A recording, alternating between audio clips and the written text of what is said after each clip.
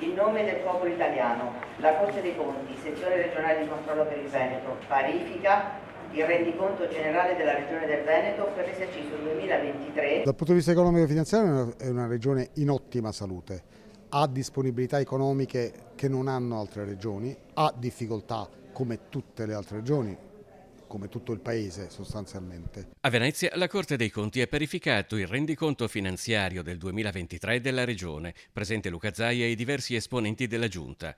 Un risultato economico di 87 milioni di euro, un patrimonio netto di 2.759 milioni e una situazione patrimoniale di 10.588 milioni. Ma dove girano tanti soldi, arrivano anche tanti appetiti, ha aggiunto il procuratore regionale Ugo Montella, che tra poco sarà trasferito in Abruzzo.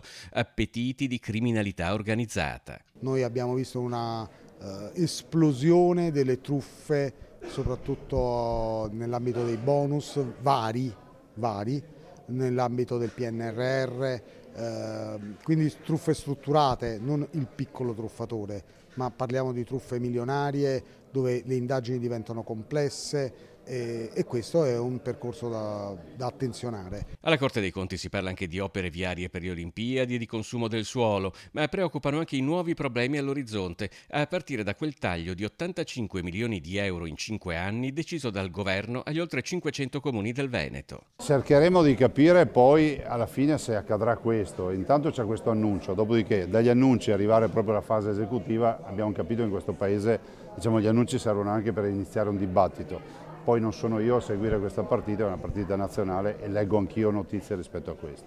Fa poi discutere il decreto del governo sulle liste d'attesa che scavalca in senso centralista le regioni. Io apprezzo la volontà del governo di investire sull'abbattimento delle liste d'attesa. È un percorso che dobbiamo fare assieme. Penso che soprattutto in un momento come questo andare a intaccare l'autonomia delle regioni non serva a nulla rispetto a questo. Sono convinto che poi troveremo una soluzione comune come deve assolutamente accadere, a prescindere dalle posizioni politiche.